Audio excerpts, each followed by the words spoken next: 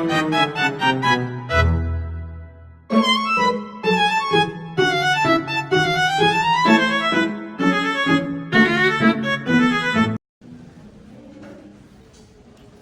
días, bienvenidos a otro episodio más de Más allá del estetoscopio, un podcast del Instituto Politécnico Nacional que va orientado hacia la reflexión crítica sobre los principios éticos que guían la práctica médica contemporánea.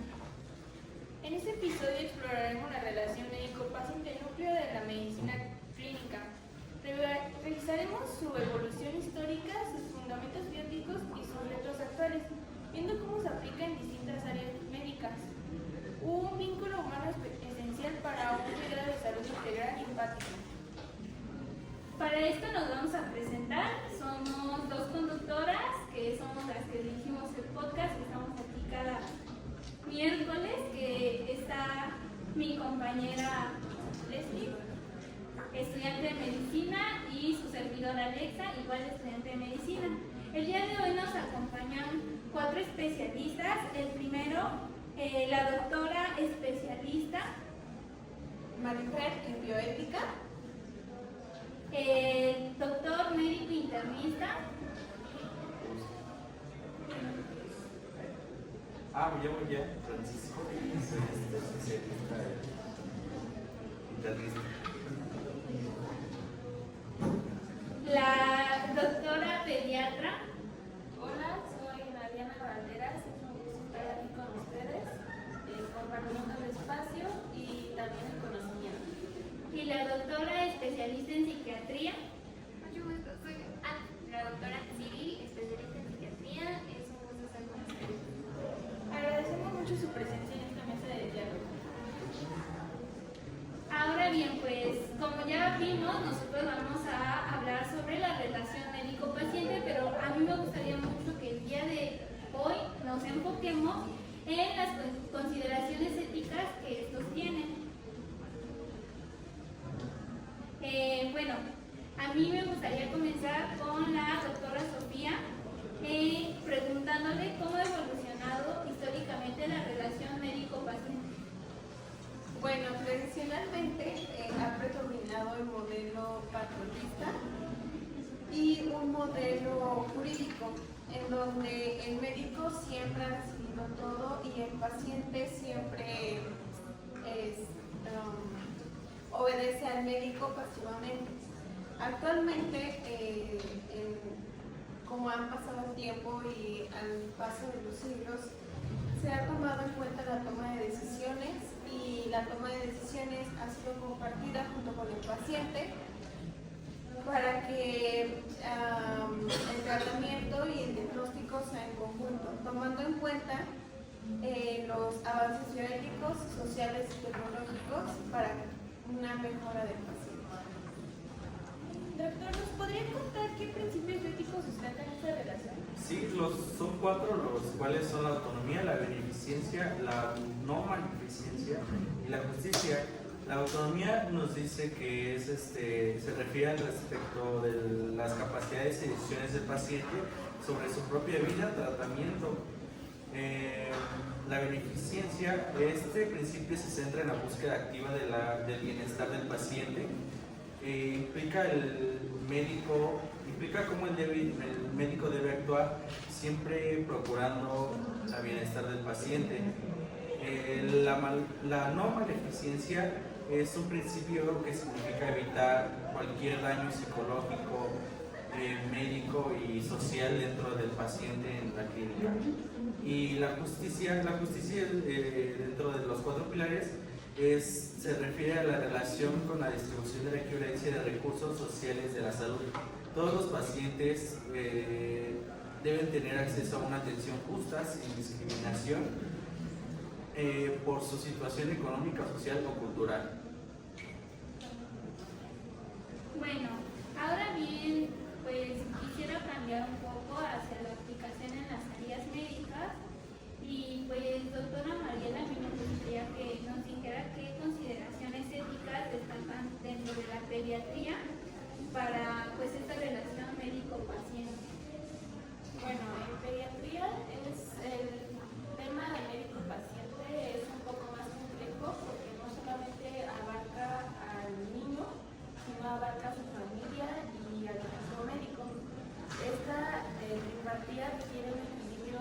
cuidadoso, porque en conjunto todos buscamos pues la autonomía del menor y también pues proteger sus intereses.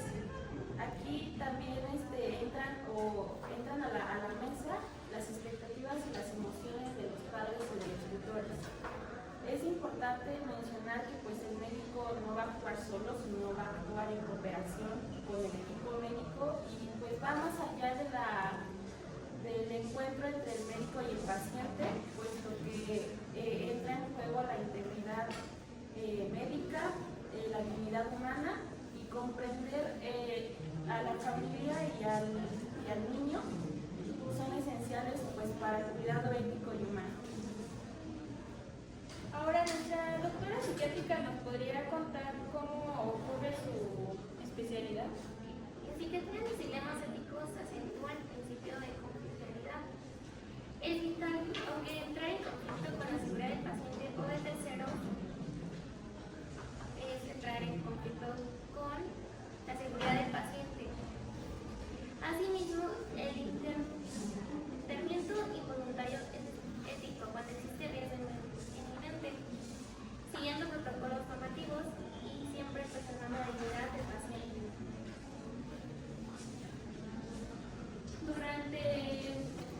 Más bien en la actualidad, pues han surgido retos y bueno, me gustaría que cada uno, respecto a lo que considera en su área, cuáles son los principales desafíos actuales que actúan en la relación médico-paciente. Bueno, en la parte de la bioética, lo que yo considero es la limitación de tiempo en cada consulta, ya que así no podemos saber muchas cosas sobre el paciente, ni sus tradiciones, ni lo que consume, ni tampoco lo que normalmente hace y para saber si sigue con el tratamiento o no. En mi caso sería la ética como médico, ya que si volvemos a los cuatro pilares y en el pilar de la no maleficencia el paciente no sustenta por su propio mismo, sino que se deja caer o no acata las órdenes que le da uno como médico, pues es en donde uno con su ética no puede hacer más que nada más darle la orden sin que él la quiera acatar. Bueno, a lo largo de mi trayectoria profesional, podría decir que uno de los grandes desafíos o retos es manejar la complejidad de las enfermedades pediátricas, porque muchas de ellas se convierten en crónicas y facilitan la limitación de los tratamientos y la calidad de vida. También entra aquí los tipos de familias y eso es como otro de los grandes retos.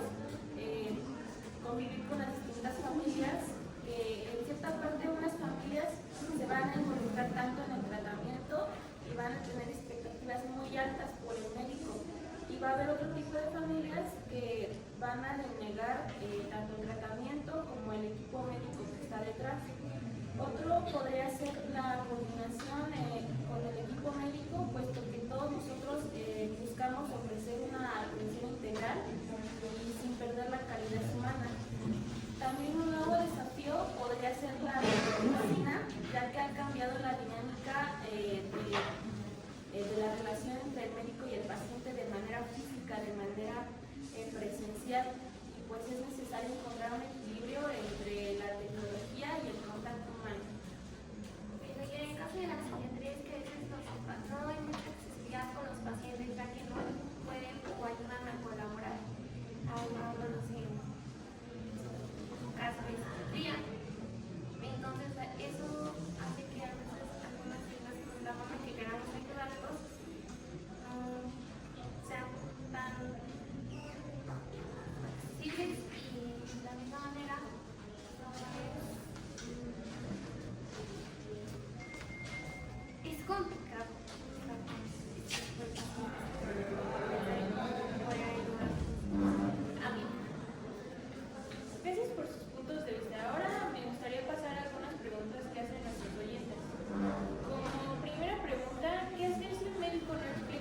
especialidad del diagnóstico? Bueno, el paciente tiene derecho a una explicación clara. Sin testimonio, la falta de la comunicación vulnera la autonomía y puedes construir negligencia ética. ¿Qué es esto? Si, por ejemplo, yo no receto como se debería o le explico cómo se ocupan los medicamentos, existe esa negligencia que te lleva si avanzas más las cosas, a un caso un poco más fuerte, ¿no? Si es así, pues el paciente tiene derecho a levantar una queja hacia uno como doctor, al no darle la autonomía que se requiere o la comunicación clara al darle indicaciones del tratamiento. Ahora bien, pues prosiguiendo con las preguntas que hemos recabado de nuestros oyentes, que son igual estudiantes de medicina, preguntan especialmente para la doctora especialista en pediatría, ¿cómo procede si los padres rechazan pues alguna recomendación que usted les da? Bueno, podría ser en los temas de vacunación, es un tema pues delicado, puesto que se son dos factores fundamentales, tanto la salud del niño como la confianza que nos depositan las familias hacia nosotros como médicos. Aquí podremos aplicar el principio de beneficencia, en donde se va a informar de manera digna y respetuosa los riesgos y los beneficios de la vacunación, siempre manteniendo un diálogo abierto y entendiendo prácticamente las preocupaciones que tienen la familia, y así podemos acompañar a una mejor toma de decisión. Ok, como tercera pregunta, para la especialidad de psiquiatría, ¿un paciente puede decidir sobre su tratamiento? Sí, claro que puede, siempre y cuando mantenga esa capacidad de decisión.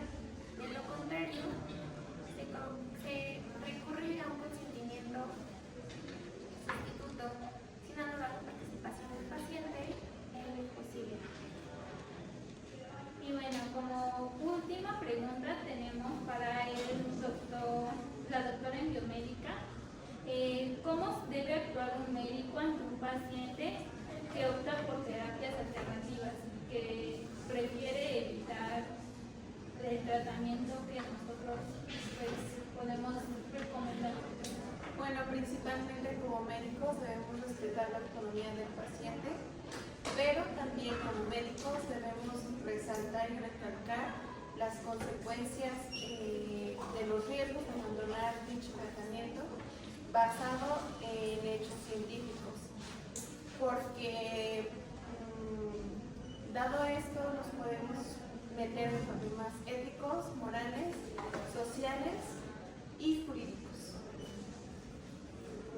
Bueno, tocó un tema muy importante que es sobre la moral. ¿Usted dentro de su moral pues considera que hace mal el paciente al no querer seguir el tratamiento? Sí y no.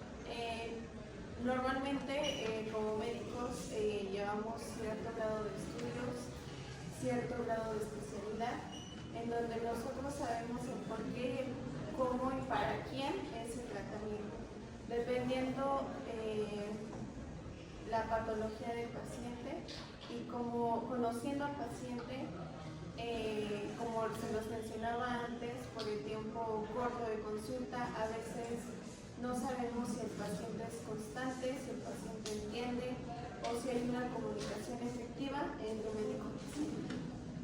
Muchas gracias. Y bueno, para concluir también, pues me gustaría que cada uno nos brindara un consejo a nosotros como médicos y también a los demás oyentes.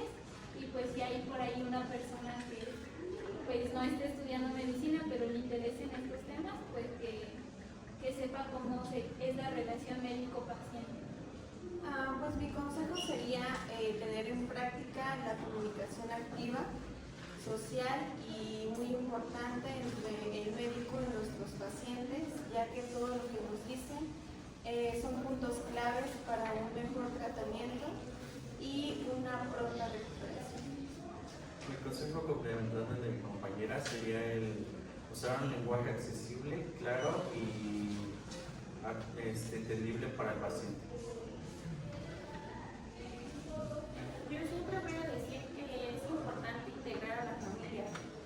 También pues obviamente reconocer las emociones y la perspectiva de cada individuo y fomentar y poder construir una confianza para poder facilitar las decisiones para los pacientes. El mío es igual completando el compañera, es siempre respetar las decisiones del paciente. Pero en dado caso, como ya lo mencioné, si el paciente no tiene la capacidad de decidir, es importante tener un consentimiento acerca de un familiar o algún pariente. En conclusión, pues llegamos que la relación médico-paciente es un encuentro entre dos seres humanos donde la empatía, el respeto y la confianza se entrelazan para tejer un cuidado de salud aún más auténtico y comprensivo. Es en este vínculo donde la medicina trasciende la técnica y se convierte en un acto de humanidad capaz de aliviar no solo el cuerpo, sino también el alma del paciente, al cultivar esta conexión profunda. Bueno, pues agradecemos a nuestros especialistas que hoy nos acompañaron. Nuevamente pues los presentamos para que no se olviden de ellos. En bioética nos acompañó la doctora Bárcenas Marifer. En medicina interna el doctor Bravo Gian. En la especialidad de pediatría la doctora Valderas Nadiana. Y en psiquiatría la doctora Arteaga Axila. Les agradecemos que nos hayan podido acompañar y también agradecemos a nuestros oyentes que pues otra semana más nos escuchan, y pues también agradecemos a nuestra institución, el Instituto Politécnico Nacional, por brindarnos este espacio para poder platicar un poco más sobre pues estas cosas que no se hablan tanto dentro del aula. Un placer. Gracias.